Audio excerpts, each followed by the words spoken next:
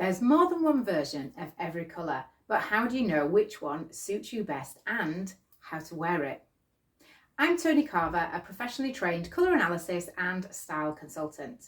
And during a colour analysis consultation, I look at your hair colour, your eye colour and your skin tone so that we can find your most flattering shades of colours. I'll show you how to wear them confidently in your clothes, your makeup and your accessories.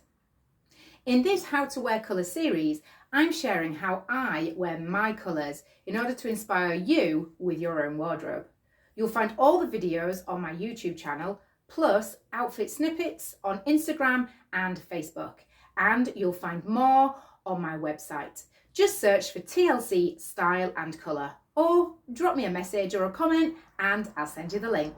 In this episode, I'm looking at white, a shade that can look so simple, so elegant, but can be surprisingly tricky to actually get right.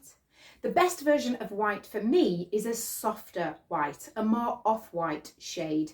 It's less harsh than a bright or a pure white, especially when I wear it close to my face. And that's important because overall I have much more softer and blended features. So my white therefore needs to replicate those kind of softer features, and that's why a soft white is better. A softer white tends to suit most people, in fact, rather than a pure or a brilliant white, because that can actually look too harsh and drain the colour from your face if it's not quite right for you. For example, here is a pure white.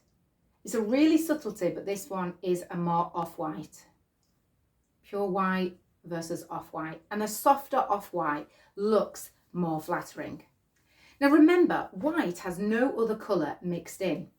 According to Munsell colour scale, it is the lightest shade that you can wear because it's got no depth. One of my tricks is actually to wear white within a pattern because it will actually break up the appearance of the white and the harshness and the purity of it, and it will soften the impact, especially if it's a white that's not quite exactly your best version. These items here all have more of a pure white within them, but because they are mixed in with another pattern, it makes the white much more forgiving.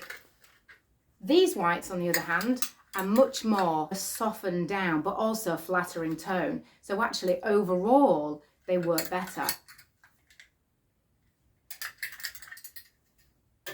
And of course, I rarely wear white overall because of my pale skin tone. So it can often make me feel a little bit washed out, even if it is in the right tone. But I do have this white top if I'm looking for a more simple and more elegant look, which you'll see is actually more of an off-white tone, which works beautifully for me. And if I compare it to this one, you'll see the difference in the purity of the whites.